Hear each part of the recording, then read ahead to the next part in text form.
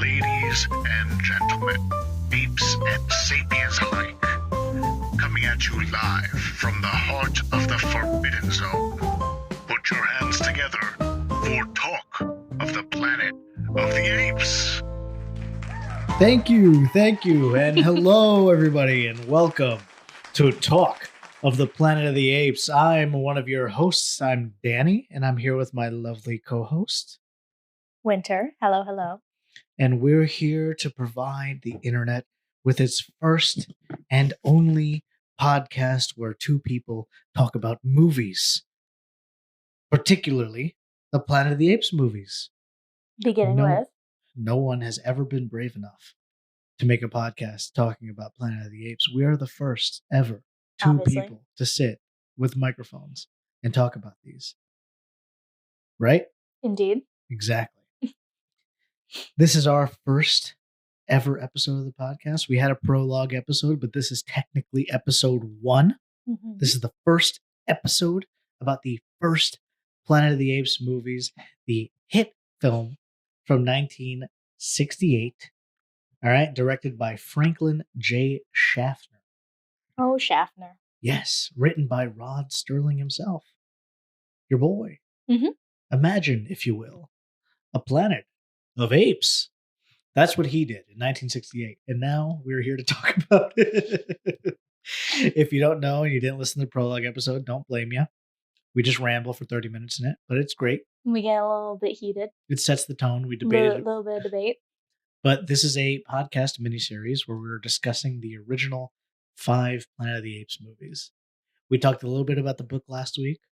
We're going to talk about our last episode. I don't know if we're releasing this weekly or all at once. We'll figure it out. Who could have thought? We shall see. Because if we release this weekly, it's going to overlap with the release of the new movie. Right. And maybe we want these all out before the new movie. If you're listening to this way later, this is all irrelevant to you. Yeah, true. But we'll talk a little bit about the book this week as well, since this movie is adapting the book. Mm-hmm. This is probably one of the greatest movies ever made because it is a movie that revolves around a planet of apes, right? Mm-hmm. Indeed. Which, if you ask me, that's a planet I like to live on. I'm a big ape enthusiast. Anything primate related, I will gladly endorse. Mm-hmm. If you could give up your life now, you'd go to the planet of the Apes. I would go to the Planet of the Apes and leave everything behind. You can't come back. Yeah, there's that whole mission where they're like, oh yes, in the 2030s, like people will volunteer to go to Mars or whatever, live in a Mars colony. Boring. Why would I want to go to Mars? So I can eat potatoes that I grew in my own poo or whatever. I've seen that movie. It's a cool movie, but I don't want to live like that. Mm-hmm. You know what I do want to live like? Like an ape. Yeah. I want to live like an ape. I want to hang out with all the boys upside down on the trees, eating bananas. Right? I hate bananas. I'm allergic to them. Just like the apes in this movie. They don't like bananas either. Eat different kinds of fruit. I'd eat other kinds of fruit and hang upside down from a tree. They also eat nuts too. They Exactly. eat fruit and nuts. Love nuts. Best source of protein. Mm. Love nuts. I swallow nuts all day long. Give me nuts, put them in my mouth. Love nuts. Gobble, rewind. Gobble, gobble. Let's go again. So this week, this episode, we are talking about Planet of the Apes. Like I said, directed by Franklin J. Schaffner, written by Rod Serling and Michael Wilson, starring the ever so iconic Charlton Heston, massive actor from the time, and Roddy McDowall, the legend who would go on to make this franchise what it is. Right? We're going to talk about him a lot. Unfortunately, we're not talking about him next week, but every other week we're going to be talking about him. Sure. And a whole bunch of other people. Now, I don't really know where to start with this. Should we start with... I want to start with the space rave. The space rave. Start with the space rave.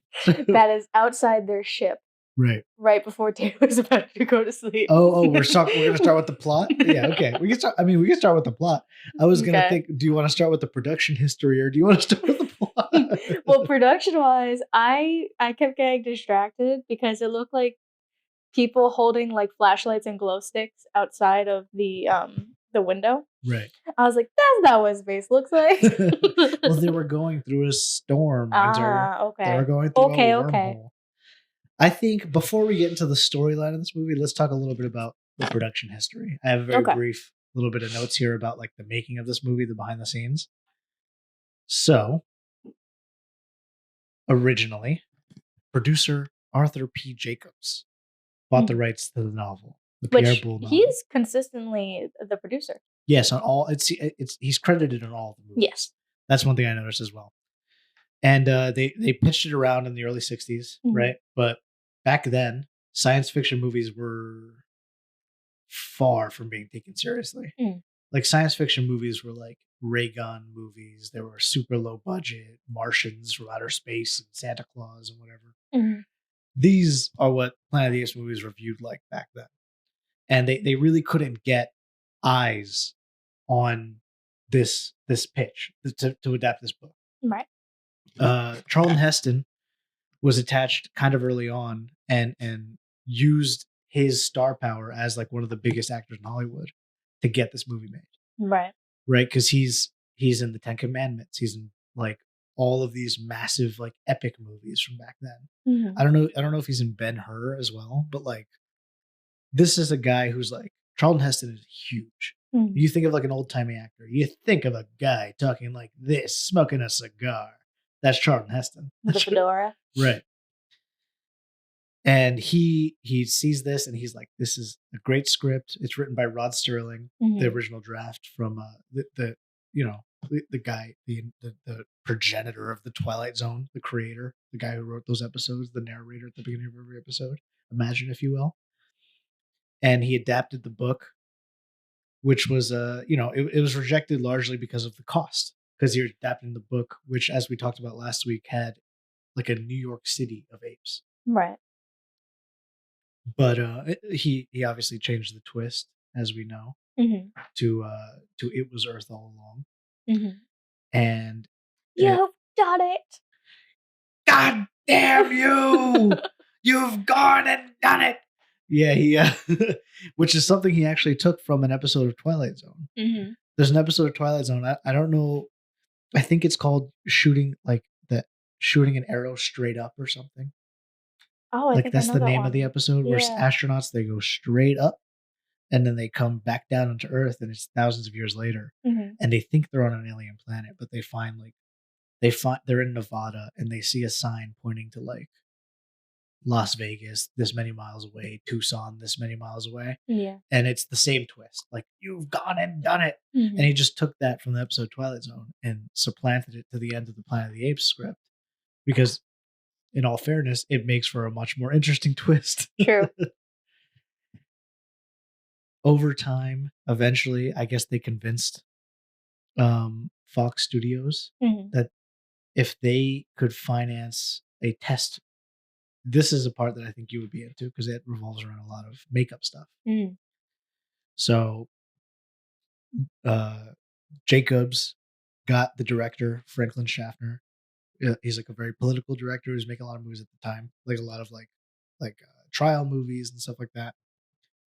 And Michael Wilson to rewrite the Sterling script to make it a little bit cheaper to make. And they knew that they can get the makeup down. Like they knew that if they showed producers like what they can make the apes look like and the type of performances they can get out of them through the makeup, that there would not be an issue of funding it because they'll see that it's doable. Right. So they got John Chambers, the makeup artist who we talked about last week, pioneer of this genre of filmmaking with special effects, makeup in general, who has a history in making prosthetics for veterans who are disfigured or harmed in some way. Right, firsthand witnessing those level of I don't want to say SFX of injuries. Right, and patching them up using silicone and things like that to make them look like as they're not there. Exactly. And they made a prosthetic for some scene, I guess, where a doctor is talking to a soldier. It's like a scene that's vaguely reminiscent of Planet of the Apes, but it's like a Dr. Zaius looking guy in a trench coat, like in a like lab coat, walking into a tent and talking to like Charlton Heston about like, hey, so yeah, this is a Planet of the Apes and whatnot. And you can find that scene. You can find that online, like the test footage of that. It's readily available. Oh wow. And they got, let me see what the actor Who did I write down here? Yes, Edward G. Robinson to play Dr. Zaius, who was like a big actor at the time. They put him in all the prosthetics, but he could still perform through it because it's mainly There's a lot of muzzle. nose. Right. A lot of nose. It's like a nose and upper lip piece, and Yeah. then a chin and lower lip piece, so you Right. can talk, and your eyes are effectively. And they also looked like they moved the end of the bottom chimp lip further down onto the human chin. That way, the opening of the mouth is more accentuated. Right. Like the front ape teeth were Mhm. like an inch or two ahead of the actual teeth. Mm-hmm. Not to mention human heads; they're very structurally different than, say, a chimp head or an course, ape yeah. head. So, in order to elongate, that also makes the skull and the overall head look larger. They also had to figure out how to feather a prosthetic away into the human skin to look like it blends together. Which those hair follicles too do a really awesome job of doing that. Right. The hair blends it seamlessly. But Mhm. like the parts where like the nose prosthetic meets the cheek, Right. they had to figure out. They literally had never done it before. Mhm. How to blend the color of that off into the skin without it being noticeable. Yeah. Like these are things that had to be solved to make this movie. Like all of these hurdles. Mhm. But once that Edward G. Robinson and Charlton Heston like test footage Mhm. with actors also portraying like Cornelius and Zira was sent to Fox, Fox realized like, oh, this is doable. I can still see this performance coming through, even though that guy is an ape. Yeah. Like they were able to convince him by showing this because the concept of this didn't make sense to anybody. Right. I mean, like, if you were to try to explain to somebody when nothing has been really done like this before, or executed in this fashion, that you had these simian ape-like characters that are supposed to have human-like features while also hating humans at the same time and everything about humans, Mhm. it's almost borderline contradictory. Right. And especially considering the elephant in the room of this has never been done before. Yeah, and there was a big concern that agents and actors wouldn't want to be in a movie if they knew that they were going to be covered in that much makeup. Right. Like it's hard to convince someone, especially if they are of higher status, Right. that they have to completely be unrecognizable Yeah. and completely a different species of character. And I think this footage showing that the actors would still be recognizable and that their Mhm. performances could still be sold through the makeup is what sold not only the studio but actors to sign on. But, pretty importantly, Edward G. Robinson, the big name actor they got to play Dr. Zaius in that test footage, Mhm. didn't sign on because he just didn't want to have to deal with hours of makeup in the morning every day. Right. He was like, "Oh, if I have to do that, that doesn't make any sense. I'm okay. I'm not gonna." Yeah. So Which he missed out. yeah, he ended up not being in the movie at all, but he was part of the reason why I ended up getting financed. Michael Wilson was brought on board, the other screenwriter, Mhm. to rewrite Sterling's original script, which was more based on the book, to fit the new budget, like the Mhm. new significantly lower budget. Right. And they set it in order to solve the solution of not being able to build these big metropolitan sets. They set it during an earlier, more primitive version of the Ape Society, which is the version we see in the movie with Mhm. the stone buildings, with this beautiful design that is now iconic. Mhm. And probably wouldn't be iconic had they not had these limitations. Absolutely. Yeah. I would argue that these limitations of not having any previous examples to go based off of, and also having not much wiggle room as far as budget, that is truly what built such a strong foundation as to what we know as Planet of the Apes. Yeah.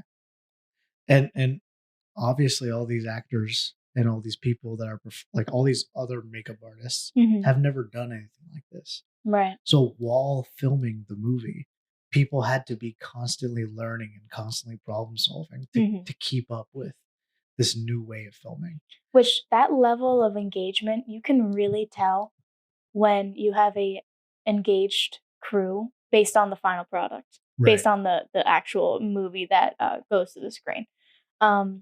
it's a little hard to explain, but as far as Planet of the Apes, you can tell 110% of the way they had a fully engaged, fully renovative set of critical thinkers who were really just like pushing themselves through, trying to get this through. And there's a great documentary too. It's on YouTube. I think it's called Making the Planet of the Apes. Something like that. There's the one from 2001 that's called Behind the Planet of the Apes. Right. That comes with the DVD box set that we actually used to watch these movies. But there's one that's from like a couple years ago that was done on like the History Channel or something. Right. And it's about the makeup artists and all of the work they had to do. Not only showing like the history of special effects makeup to this point, but what they all had to do for these series of films. And that one does go a lot into like the production struggles and like the design philosophies that they went into with making these apes, which were largely like sculpted around human heads, because they couldn't figure out what the perfect medium is between too much ape and too much human looking. Right. Which, I mean, that's a total, if you watched our little teaser episode, our little Patient Zero episode, you'd hear me talk about this, to which I'll continue. The simian society, the simian species, is not exactly 100% ape, and it's not human either. It's this strange primal in between.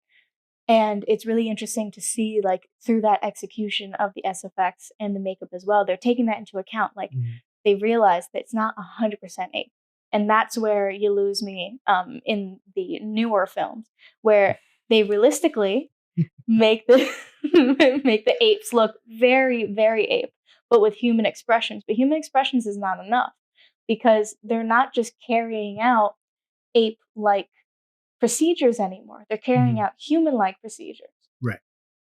And I think you just haven't watched the movies in long enough a time that you're not remembering just how good those newer ones are. I don't know. I really think so, because I think those movies are really up your alley cinematically. Like, but I'm saying new as in within the 2000s. Yeah, the CG ones. Yeah, the CG ones that I think they revolutionized the way these movies are made, the same way this old one did for that time.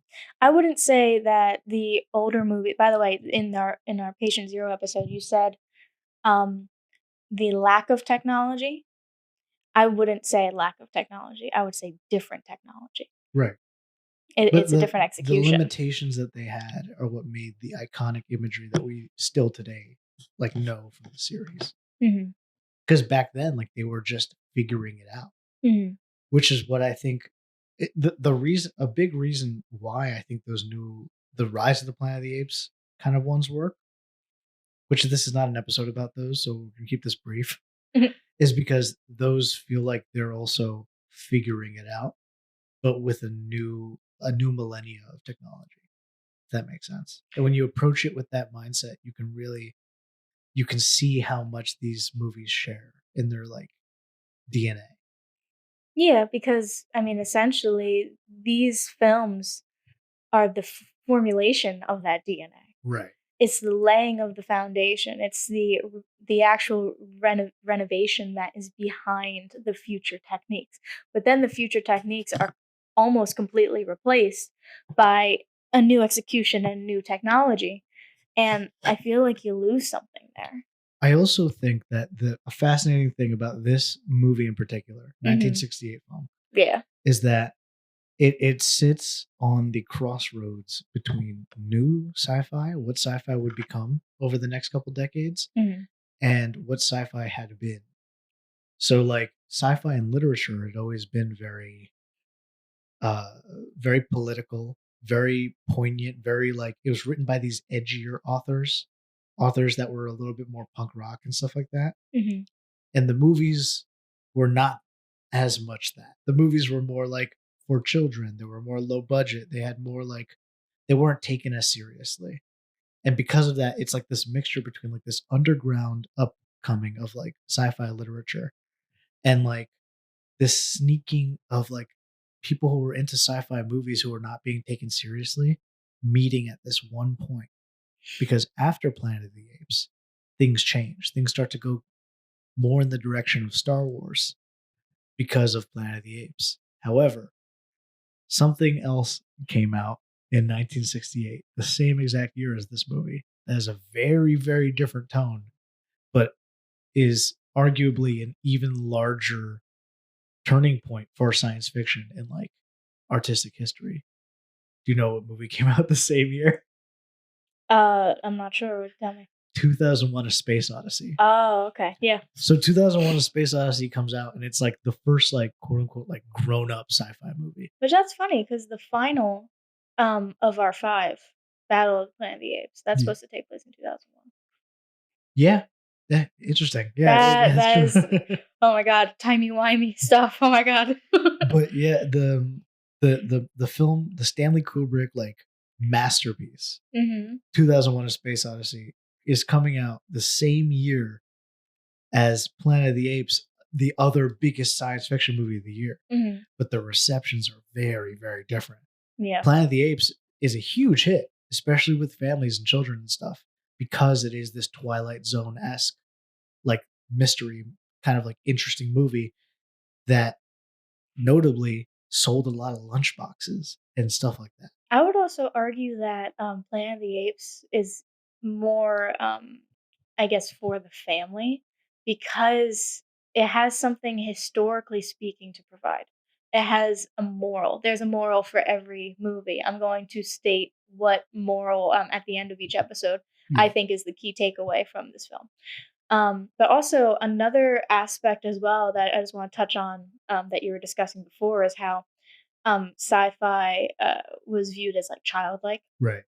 I really think there's a level of self-awareness when they go into the cave at the end of this movie and they find the doll next to the human man. Yeah. The remains of the human man.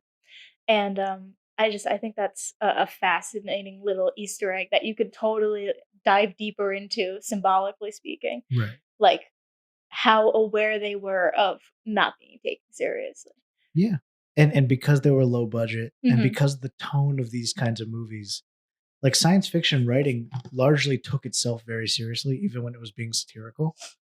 Like in its tone, it took itself very seriously while being ridiculous, which is what I think I think that's the magic of the Planet of the Apes movies. Yeah. Is that especially this first one, it is so nihilistic and it's so dark and it's so political and it's so sincere. So sincere. Yes. But it is so stupid. Yeah. It's so stupid, but it's so good. Like there's it largely got positive reviews at the time, and nowadays it's regarded as a classic.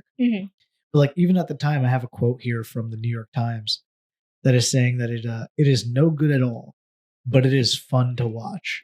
You know, and it's saying that he thought the script digresses into low comedy, which it does. It does digress into comedy because it's primal. But You're missing the point, man. but that's the point, because the point is that it's satire, it's lampooning what it's right. Exactly. It's fully self-aware of how silly it is. And I think maybe with that we should start talking about like the story of this movie. Our like male chauvinist Taylor. Male chauvinist Taylor. Yeah. Oh, he's basically the space Bruce Campbell. He's not Bruce Campbell. Yeah, he is. Ash in Evil Dead? Well, Ash is kind of a chauvinist. Kind of? Come on. This is kind of a spiritual successor to... I had a podcast called Dead by Danny. Yeah, that's exactly what I was going for. During COVID, we were all locked down. I had a lot of free time, and I had audio equipment that I had rented out before the lockdown and didn't have like a due date to give back because of the lockdown. So I recorded a podcast episode every single day for 33 days of watching the movie Evil Dead 2 and talking about it. And I don't entirely recommend you go and actually listen to that because it's just me by myself rambling. Descending into insanity, doing the same thing. And you can hear over the days like my comfort levels. Like at first I'm clearly very awkward on the microphone and don't know like how to present what my thoughts are. But this is kind of that insofar as we're going to be recording like 5 plus like almost 6 hours worth of podcast content about just the fucking Planet of the Apes movies. And I'm gonna have the best time of my life, and we're gonna slowly hear Winter start to like devolve into like lunacy as she starts to come over to my side, or maybe she starts to Oh my fight God. back and hate these movies or something. But like, I subjected her to having to watch these in like 2 days. During finals week, by the way, Yeah. like they were in final season. I have tests breathing down my neck, and Daniel's like, "Have you watched all the movies yet? Have you? Which one are you on? Only the second one? Winner. Watch the third one today." I'm like, "Oh my God." It wasn't in a mean way. I was aware she had shit to do, but I was like, hey, by the way, we're gonna record on that Saturday. So if you would watch all the movies by then, that would be great.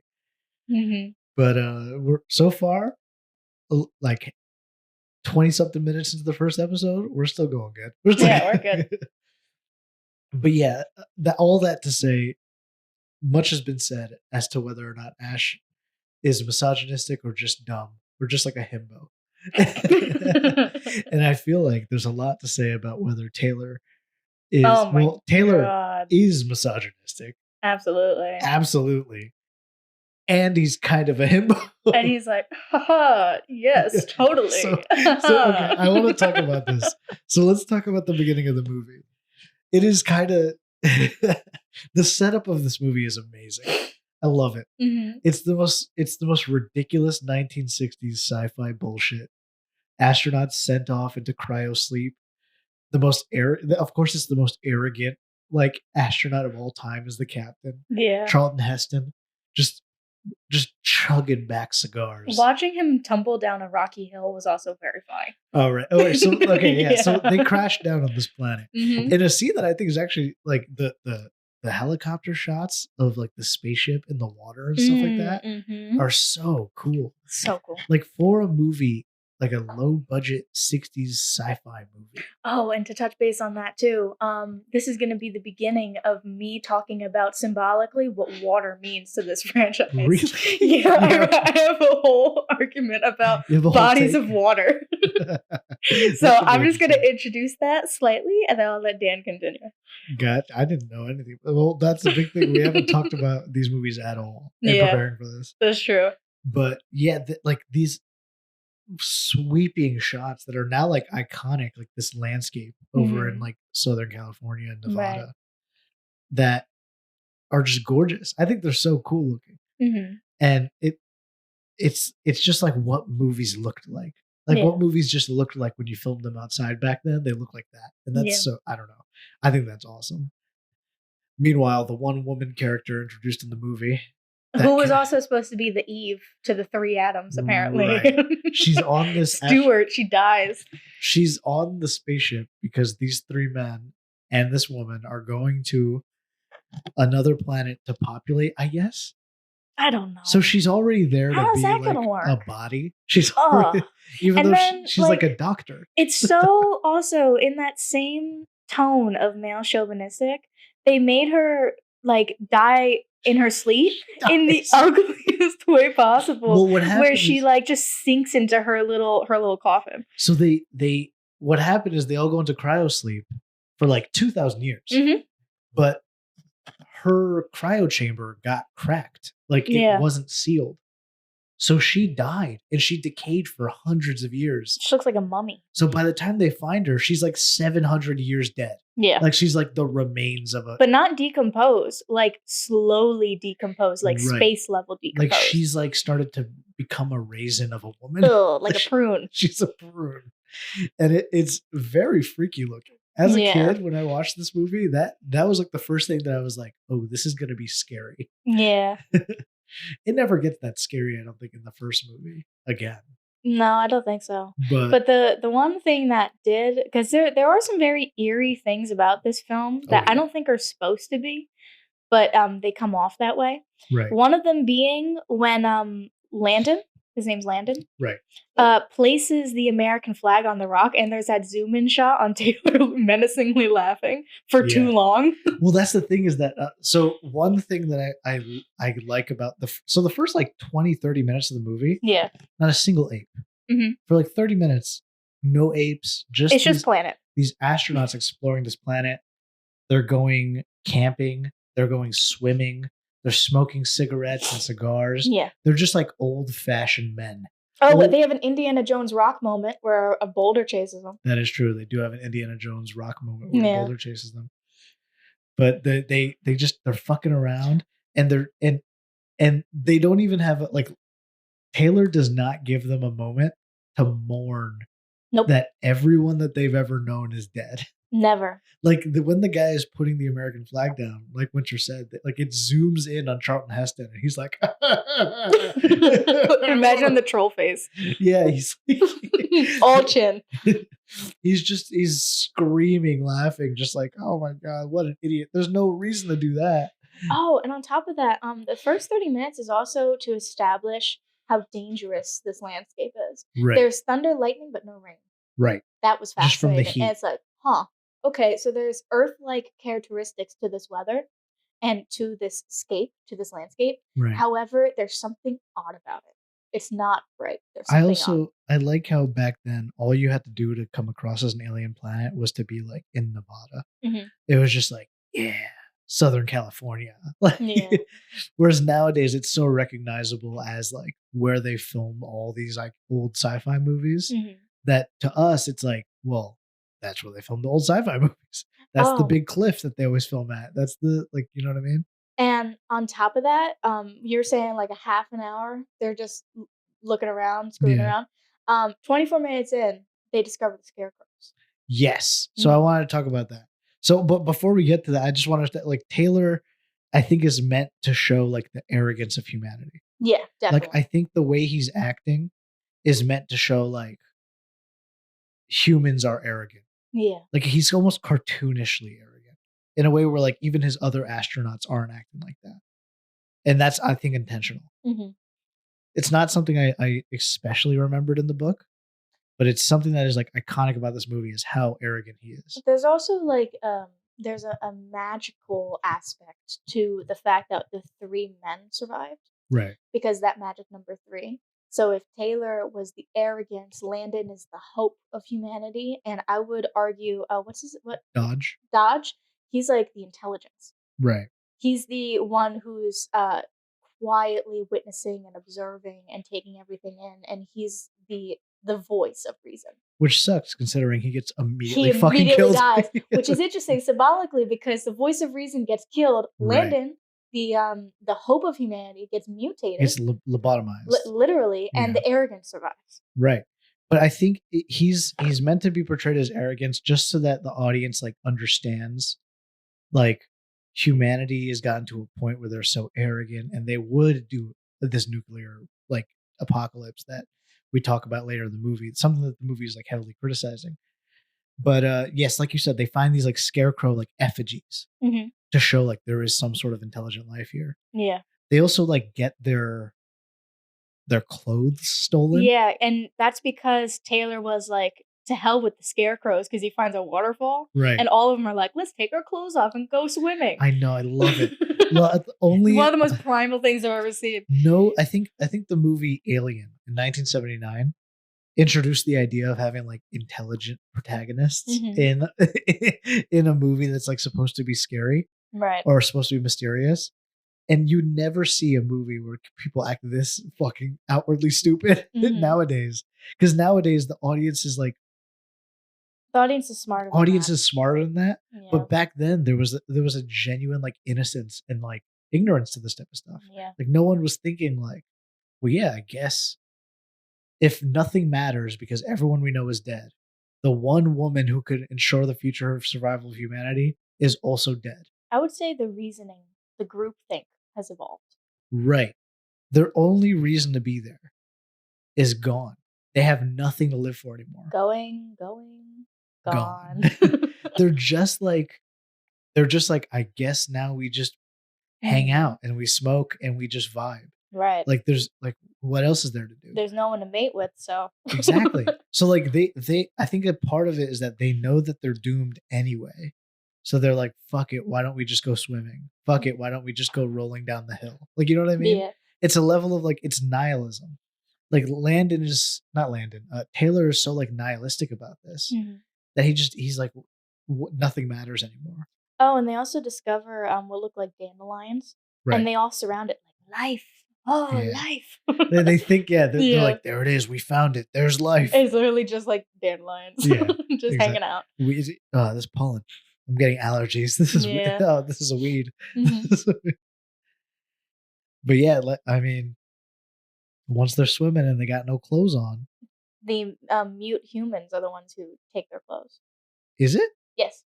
Oh, I thought it was. Yeah. You're Because right. then they chase the mute humans while naked, Right. and So they they come blend across the humans who are they're in the crops, in. Yeah. and they're being and then that's the introduction of the apes on horses, apes on horses, apes on Apes on horses. horses. Apes on Apes on horses. horses. So for those of you at home, obviously no one can see what's happening. We're not filming this, but Winter just lifted up her iPad, and in her notebook she has apes on horses, apes on horses, apes on horses, handwritten out with blue pen. Yeah, that made me very happy to see. We're as far into this podcast as this reveal is into the movie. Yeah, I would say so. And the reveal is like, I think, iconic. Like the gorilla riding a horse and just the slow just the zoom power. in of it.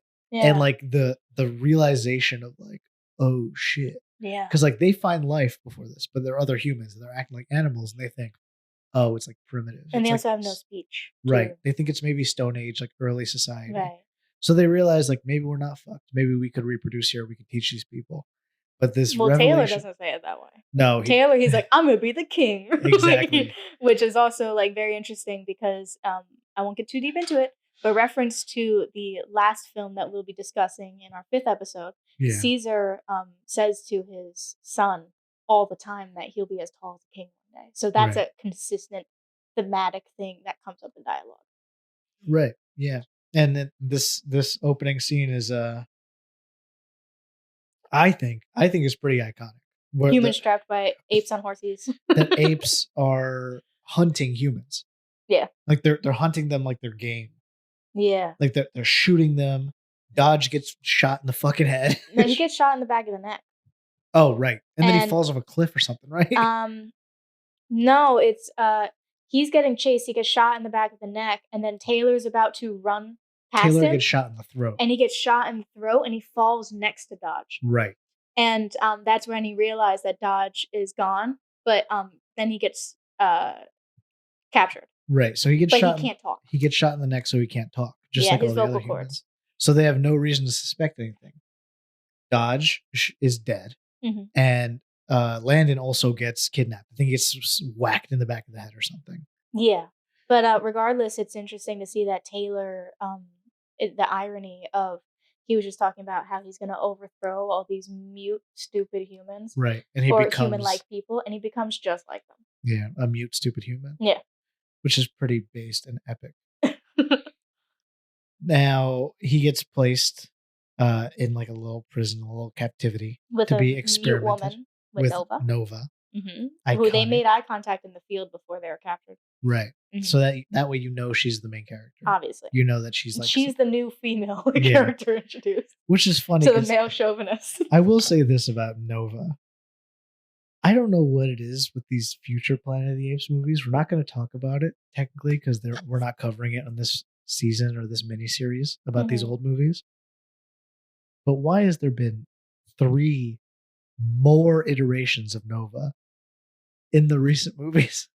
I really don't know. In the 2001 movie, there's Nova. In the War for the Planet of the Apes movie from 2017, they introduce a little girl who's mute. And her name is Nova. But it obviously can't be this Nova. Right. Because this Nova is 2,000 years in the future. However, if time is not linear, time is spaghetti. However, on top of that, the new movie coming out in like a month also has a female character named Nova in it. Yeah. And that movie takes 300 years after the previous movie, which is also 1,500 years before the first movie. Oh my God, what a headache. So maybe I'm getting dizzy. This is my hot take. Stop naming the female characters Nova as an Easter egg. No one likes the Easter egg. Also, Taylor is referred to as essentially a mute slave. He's referred to as Bright Eyes. Bright Eyes is from one of the newer movies, right? Right. They bring that back as an Easter egg that that Caesar's youngest son in the last movie is called Blue Eyes. Blue Eyes. So they call Taylor Bright Eyes. They put him into captivity, and he's trying to communicate.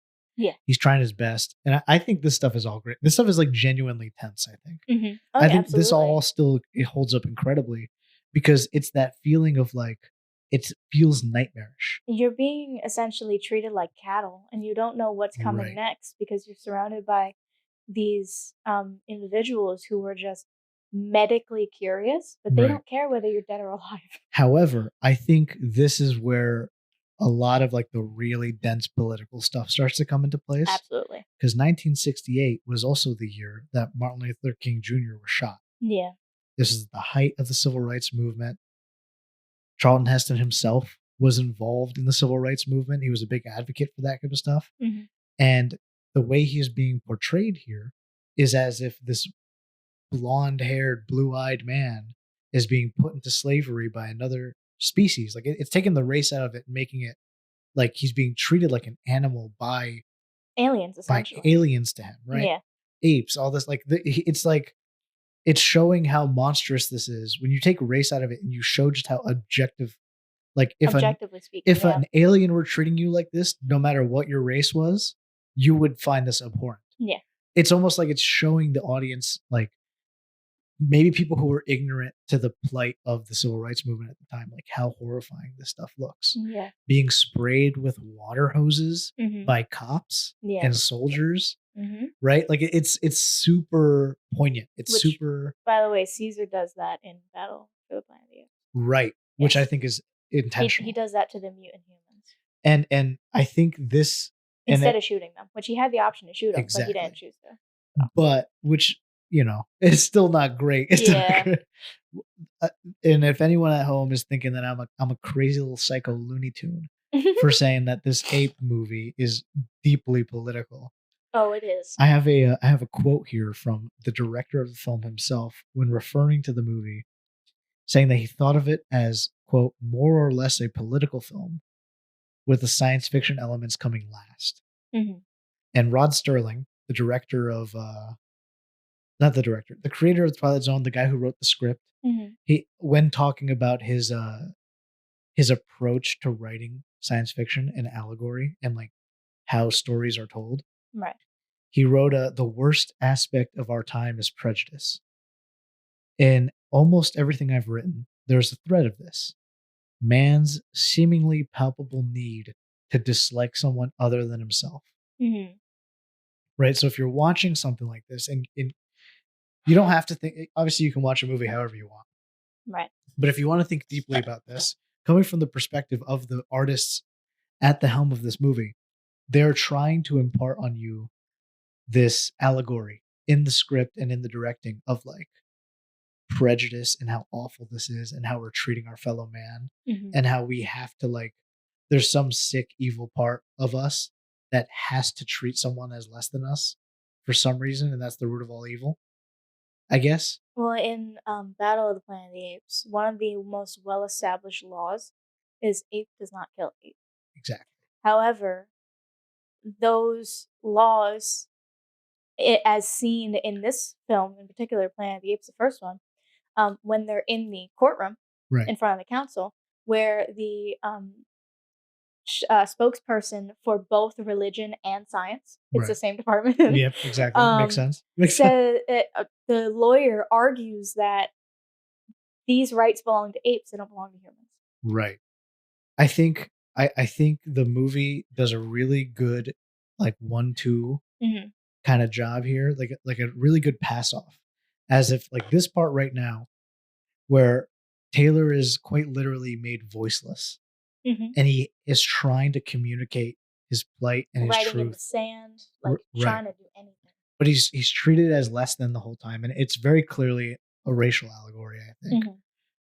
And which it absolutely does become that in Escape for the Planet of the Apes. Right. We'll where get that's more touched on in that film. Right. I think almost most heavily, I think it's this film and Conquest that most poignantly do the racial allegory. Yeah. But that's why I meant Conquest, sorry. the segment here where Taylor is trying to learn to communicate is, I think, is super interesting. I think it's super tense. I think it's super like rich, like thematically. And in Taylor's like observation of this ape culture, he's like horrified. Yeah. Right? Like, do you have any you have any notes on this part that you were thinking of? On Like, Taylor being like horrified by where brain surgery is yes, but behavioral studies are a no. exactly. Yeah. Like stuff like that. Yeah, Taylor tries to write in sand. He tries writing on paper. Oh, he even tries to communicate to Cornelius and Zira, Uh-huh. which is where our best friend Roddy McDowell playing Cornelius shows up. Absolute Giga Chad, beast among men, the Oh, legend himself. another aspect too that's really fascinating that Taylor realizes is the simian society hasn't discovered flight yet. Yeah. They say flight is impossible. Right. So that's what I And was gonna. Taylor makes the paper airplane Exactly. and proves to them. And then when they go to show, I forget his name. Well, that's the Who's thing the is, orangutan? Dr. Zaius? Zaius. Dr. Zaius calls it a toy and he crumples it up, but he knows Yes. something. So I think so. That's exactly the scene I was wanting to talk about. Yeah. Is that while trying to use the pad and paper to explain to Zira and Cornelius like where he came from, they just don't believe him. They're like, Yeah. "You're insane. Like, what do Yeah. you mean flight? That doesn't make sense." Right. And then he makes the paper airplane and he throws it, and they're like, "Wait, how did like? Physics? What do you mean?" And I don't think that they were interpreting it as like, "Oh, you just proved how to make flight." I think what they were interpreting is that like he was showing that he used a device that can fly like that to get there. Right. Right. And then Zira says it floats on air. exactly. Yeah, she doesn't understand flight yet, but she understands the mechanism of flight. And and then yeah, like you said, Dr. Zaius comes in, who's like this, he represents the establishment. Yeah. He's the doctor, but he's like the religion and science. He's this religious conservative figure, like the religious conservative government of the time. Right.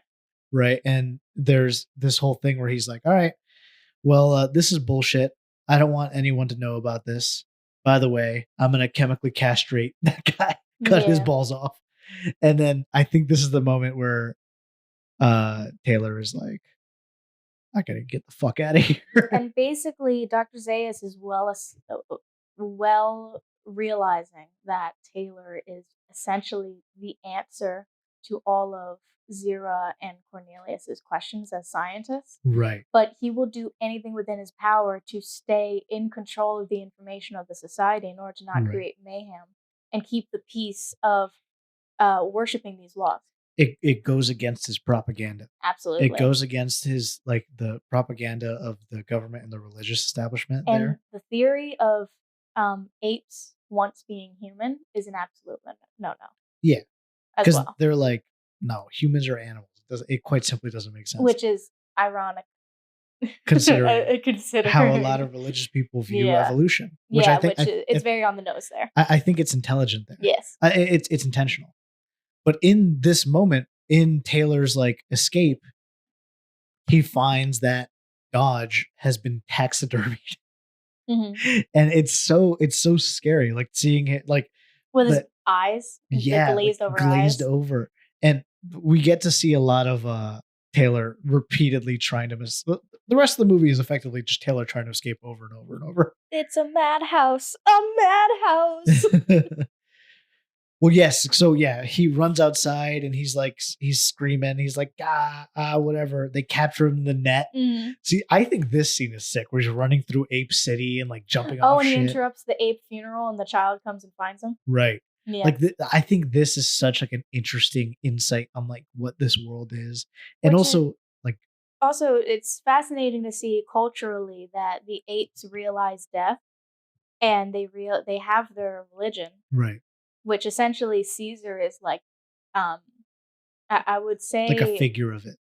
Yeah. Well, I don't want to unravel too far because more will be revealed as we go further into the other movies.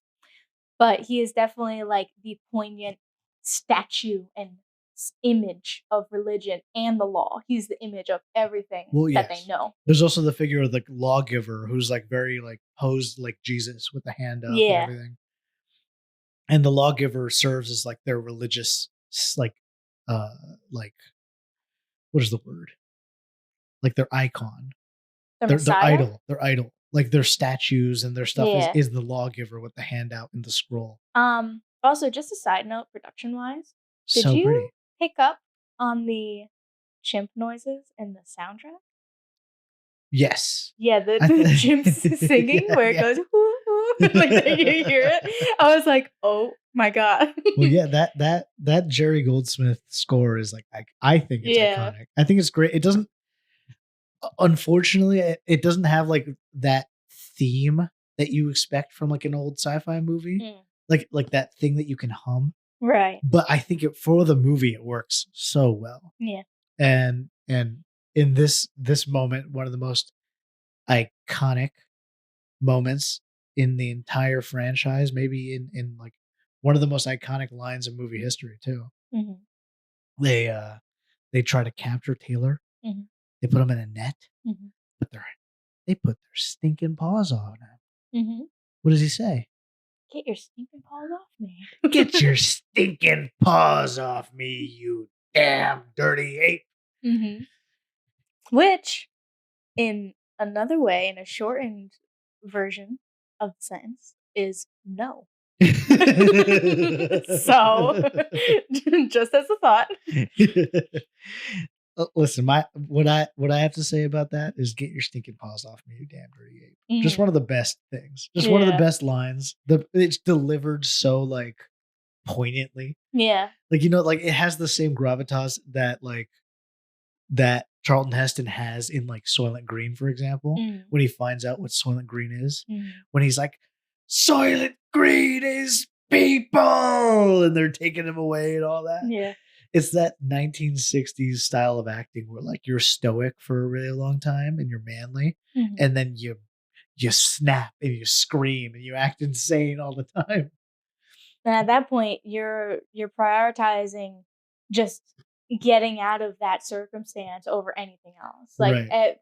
the ego, everything falls. Every facade But falls. I think I just love that, like, back then, good acting. I mean, Charlton Heston's a great actor, Yeah. but like good acting was symbolized by like being stoic and then screaming at the end, and then, Yeah. and then being stoic and manly, because that's how men were. They had to be cool and manly. Speaking of manly and manlyhood, in Ape Court, Taylor is his clothes are taken away because he smells. So he's naked. Right. Well, that's what happens next, right? Yes. So he gets captured, and then he finds Landon. Like he finds his other Oh, astronaut. yeah, he's the only because they're like, "What? Where's your crew? Where's your crew?" Yeah. He's right there. He's the only man who's been lobotomized in Yeah. that group. And he's like, "You did this on purpose." Yeah. It's so To funny that Dr. like, Zaius. he goes over to Landon and he's like, Landon, my friend. And he turns him over, just It's a like, huge "Da, da, fucking da, scar. da." Yeah. So great. And then that's when we get the trial. Yeah, We- where they're like, "Oh, the human's clothes smell. I can smell him all the way over here." And they rather him be naked with his genitalia out Right. with that level of humiliation Right. and vulnerability It- than him to smell. It's like this ritualistic humiliation of him, like treating him like Right. an animal. And also it has that energy of early Star Trek where there would just be episodes of like pretty iconic episodes of Star Trek where they just sit around and have a trial. They just Yeah. talk about philosophy. Right. They just sit around and they're like, well, should human have rights or should ape only have rights? Right. Well, that's the argument is what kind of rights does human Taylor have in Ape Court? Right. And that's the exact wavelength of 60s sci-fi that Yeah. I love. I love that it's super sincere. It's trying it effectively, but it's also trying to be very like philosophical and intelligent. It's But- also hypocritical It's also as well. about something so silly. Yeah. Like it's about like an ape trial with like But like their basis of logic is very hypocritical. Their basis of logic is very hypocritical Right. because he's being tried for scientific heresy, and Right. heresy is religious. right, Scientific, that's based in logic, science, experiments, all It- that. right. So that's literally contradictory. Yeah. It's like Oxymoron. it's the intersection of like treating dogma as science or treating science as dogma. Mhm. Is this criticism of how our government is using like religious conservatism Putting to- your hand on the Bible and all that. Right. But also like justifying going to war and justifying doing these violent things that the government does Yeah. in war, because like it's our morals as a country, as like a God-given country and stuff like that. Mm. And a big part of that is that Wald, Taylor, and Zira and Cornelius are making their arguments and trying to have their say in this like kangaroo court. Like this clearly kangaroo, or should I say orangutan. For those of you at home, that's me smacking my knee because I'm That so was funny. really bad. Like Anyway, orangutan court. Well, the thing is, the three judges, they do the hear no oh evil, my God, yeah. see no evil, speak no evil. But before that happens, Cornelius and Zira, Yeah. they are basically defending Taylor. Right. And then there's a lawyer who is working for essentially on behalf of the council, who's arguing on behalf of the council. Right. And Cornelius and Zira are accused of creating Taylor. Right. Of him being an experiment. Yes. Where that he can speak and he can think logically. However, he's accused of having no brain because of his ignorance to ape culture. Oh my goodness. If only this guy who had just landed here and doesn't know anything about ape culture would know. Everyone knows what's the first law in the lawgiver book. Right? Exactly. Everyone knows. Ape shall not Right. hurt another ape. Mhm. How does this guy not know that? How does this guy not know that? And that's his reason for being tried for scientific heresy. And they're like, makes sense. That makes sense to me. I never met an ape I didn't like. I love that there's like some of the stuff in here is like Simpsons level gags, which is funny considering the Simpsons did a musical version of Planet of the Apes, the iconic episode. Now, the only way that Taylor can get out of this situation, where he's basically backed into a corner, in an argument that is completely hypocritical and doesn't make any sense, right. Is if Cornelius, which he does, reveals to the court that he has discovered life in the Forbidden Zone. Right. To which he gets himself in trouble now. Now there's a whole new level revealed. Yeah, and they go on their little expedition, and at this point, I do find that the movie is like just totally changing tone at this point. Like it's almost like an adventure movie. So then, not only has it changed tone, right, but now the court has revealed that they are using Taylor to actually incriminate Cornelius and Zira, right, for their experiments. And I guess that takes us to the next bit where, like you said, they have to go and find earlier non-simian civilization. Right. They have to go to the Forbidden Zone outside Ape City. Which it's only called the Forbidden Zone because according apes to rumors, are not allowed to. Right. In order as a form of control. Well, that's what using fear. Yes. And they're like, well, it could be dangerous. It could be radioactive. Yeah. So they go out there and Dr. Zira's nephew comes, by the way. Yes, and he's chill. And he Lucian? represents Yes. And he represents like the youth and like being skeptical of the establishment and stuff like that. The question asker. Exactly. Of the group. The inquisitive. Yes. And he gets along with Taylor. Like Taylor likes him, and Taylor tries to give him advice too. Yeah. I wrote down here one of the last quotes I wrote is never trust he anyone. says never trust anyone over 30. Yep. And that's like a big saying, especially from the time of the Vietnam era, of like the older generation is not understanding the struggles that you're talking about. So don't even try. It's so on the nose. He literally says, "Do not trust anyone over 30." Like he quotes it. Quotes it. It's so like it's in there. It's so cool and so weird to watch this like big popular sci-fi movie from back then be so like.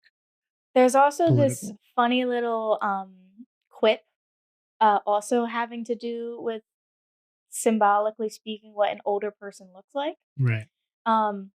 Taylor shaves his beard. Yes. He asks him, why did you cut the hair from your face? He's like, you look less intelligent. It's like, yeah. Oh, okay. He says, where I come from, only kids your age wear their beards like that. Yeah. Which is, I love that shit. Yeah. Because it's that old fashioned like masculinity that these movies. Which, by the way, have. Taylor started out being. Right. But it's that old-fashioned masculinity where even the good guys back then, they had a little bit, like James Bond used to like smack a woman whenever she spoke to him wrong. It's like it's that level of like even the good guys back then had a little bit of that like nah, you get to a certain age, you smoke cigars and you shave every day. Like stuff like that. Where it's like, I don't want to look like a dirty hippie. Like, it's so funny. And I love that he goes out of his way to fucking shave on the Planet of the Apes. And then the police find them on the beach. Mm-hmm. The reinforcements. And that's when they're going towards the Forbidden Zone, towards the ruins in that cave, right? Correct. More apes on horses. Yes. Yeah. Apes on horses arrive as Zira, Cornelius, and Taylor are entering. And Dr. Zaius, does he come with the police? Yes. Doesn't he? Yeah, he does. And then they end up Taylor ends up convincing using a gun. Yes. Using a gun, he ends up convincing Dr. Zaius to make all the other apes stand down as he comes with him into the cave. And he's like, if what you're saying is true, or like something of that if you degree, have nothing to fear, if you have nothing to hide, then why don't we go see, or something of that nature. Yeah.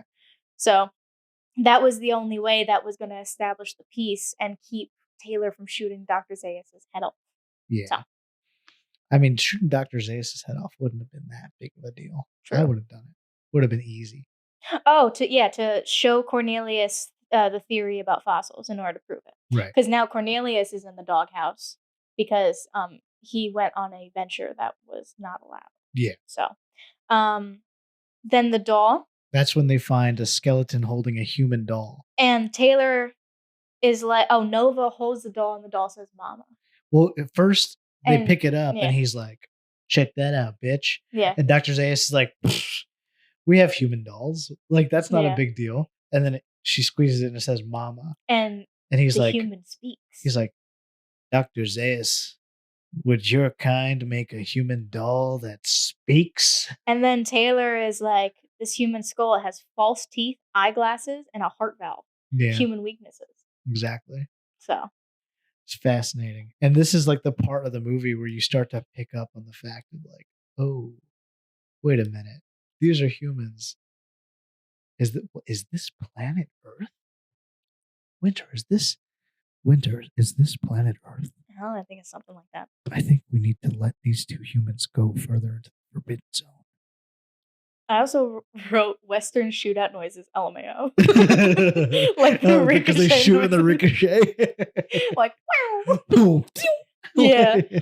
Because that gets me. That's wait, hold on. Who directed this one? This one is directed by Franklin Schaffner. What's his name? J. Lee Thompson? He directed, I think, 2 of the films. He also uses the ricochet. Yes, in the last 2. Yeah. But yeah, no, I know exactly the sound you're talking about. But effectively, like, they're able to like overpower Zaius, and they're able to be like, hey, fuck off, like, we're leaving. Zaius is like, all right, we're gonna seal off this cave and we're gonna charge the 3 of you apes with heresy. Mm-hmm. And Taylor and Nova are like, peace out. We're gonna leave. We're gonna go find the rest of the civilization. Right? Isn't that what they do? They get on a horse. What's also interesting, they're allowed to leave. Is Taylor's given the opportunity to leave with Nova on a horse. Right. But Zira and Cornelius stayed behind because they say that Dr. Zaius' culture is our culture. Right. And I think that's really fascinating. The fact that they were so of high intelligence and of high respect of where they come from. But they're part of like a complacent culture. Right. Exactly. Like but in their own mind, they're doing the right thing. Right.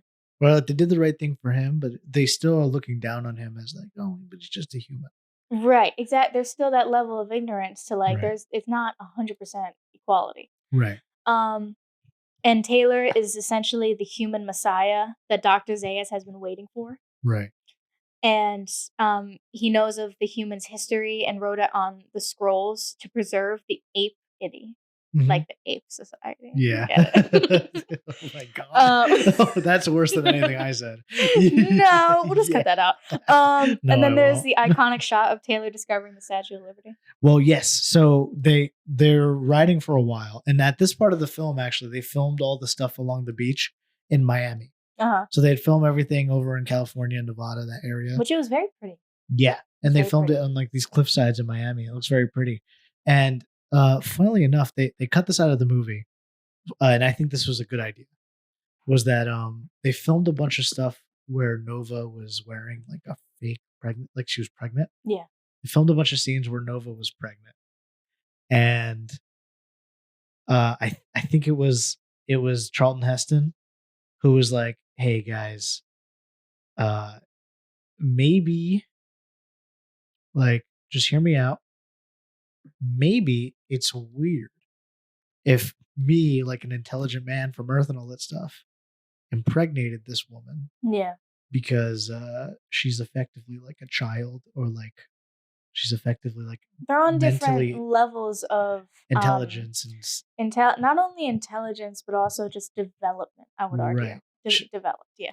There was like an implication there that he was like, I feel like if my character were to impregnate her, there's an implication to that is like non-consensual.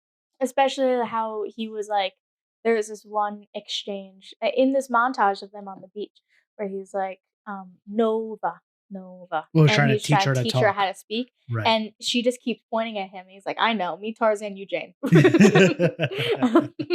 It's great. But also, one thing I love about right before he leaves, and this is representative of like these old fashioned fucking movies, where it's like, well, we just had an adventure, so I have to give you a kiss. Mhm. So he goes over to Zira and he's like, well, you know, She's like, but you're ugly. you're so fucking ugly. Why would I kiss you? And he's like, it's just what we're supposed to do at this part of the movie. Like, Yeah. it's so funny that that's so ingrained in the culture that like the man has to kiss the female, Mhm. and that they even wrote that in here as a joke, like to Yeah. be like, oh, but I can't kiss you, you're hideous. Yeah. And Cornelius is like, whatever, fucking kiss him. Like, Go ahead. and then when he kisses her, she's like, ugh, gross. Which is I think that's hilarious. I think that's one of the funniest jokes in the whole movie, I think. Absolutely. And yeah. it's not funny for, I think, the reason why the filmmakers find it funny. It's funny because decades later, looking back at that, how ridiculous that is as a concept. Mhm. But yeah, then Nova and Taylor find the Statue of Liberty Whoa. on the West Coast. Oh shit. I mean, Have we been on Earth the whole time, they've Daniel? been on Earth the whole time. In the You've done it. You've gone and done it. Damn you. Damn you all to hell. You'll blow it all up. All, he's all screaming. Yeah.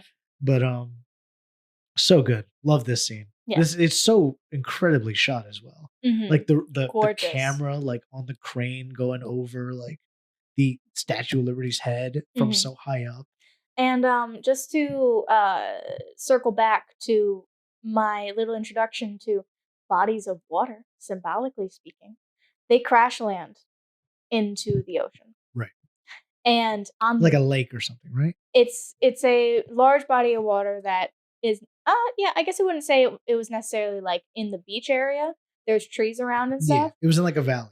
Right. But regardless, it's a larger body of water where they're surrounded on all sides and they have no option but to do the safety raft and jump into the water and then get onto the safety raft. Right. So essentially that is like their crash landing site, and then the site in which Taylor witnesses the truth of what happened to his society, and now he's essentially no longer with the crew he crash landed on, but he's with Nova, who will be his partner going forward. Mhm. Symbolically speaking, I think water serves as a device of change. Mhm. Does that make sense? Like ever flowing change and Like all that cleansing. spiritual mumbo jumbo. Okay. Like the But- waves keep crashing in. Yeah, like, and it never stops moving, and it's always this ever evolving entity that is larger than anything or any species that inhabits the planet currently. And it's more powerful too. So I feel like coming back to nature and stuff like that, the nature of everything is much more powerful than anything, arguably, politically speaking, or society or culture speaking, could be debated. Right. Does that make sense? Yeah. Yeah. And obviously it doesn't make sense that Statue of Liberty would be there on a cliff, blah, blah, blah. But like I think we're supposed to assume that this just takes place in New York. especially with what comes in the next movie. I mean, it totally makes sense if there's like a tectonic plate shift or something like that. I guess. I We just think could that just leave it at that. I think the logic of it doesn't matter. Like the rule of cool because overweighs. Statue of Liberty is in the middle of the ocean. It's It's in the middle of body it's of water. on an island, yeah. So it would totally make sense if, like, this is what, 2,000, 3,000 years? Like 2,000 years from now. Over time, it's washed ashore. There's no Yeah. maintenance, and there's consistent moving and consistent evolving of the landscape. I also like how the copper has rusted to become green Yes. today. Mhm. And apparently they assumed in the future it would rust back to the color brown. Oh, really? Yeah, because it's brown, right? Wow. It's brown. Yeah, I guess so. Which it doesn't make sense because when copper rusts, it becomes green. So Yeah. the Statue of Liberty is green now because it's rusted. Hmm. Whereas, like, But it's a different level of rust. Like, maybe it's that reddish brown rust. it's still Like, it's funny. not like copper like a penny. Copper like the underside of your car. Yeah, sure. But yeah. So, are you ready for my summary? Yeah, what did you write for your summary? Male chauvinist astronaut crash lands on Earth 2,000 years later after Russia hit the big red button. Right. Resetting society. Not just Russia, everyone. I know, but I said Russia specifically for comical reasons. Comedic effect. Yes. Resetting society to be run by apes that rewrote their ancestors as gods in order to keep the human species from evolving and destroying itself again. Moral: never trust anyone over 30. And Nice. cinematic takeaway: you can never have too many zoom in shots. True. Also, thematically speaking, it's like religion versus science, the effects of destruction, and destruction is also serves a purpose. It's necessary in order to rebuild as well.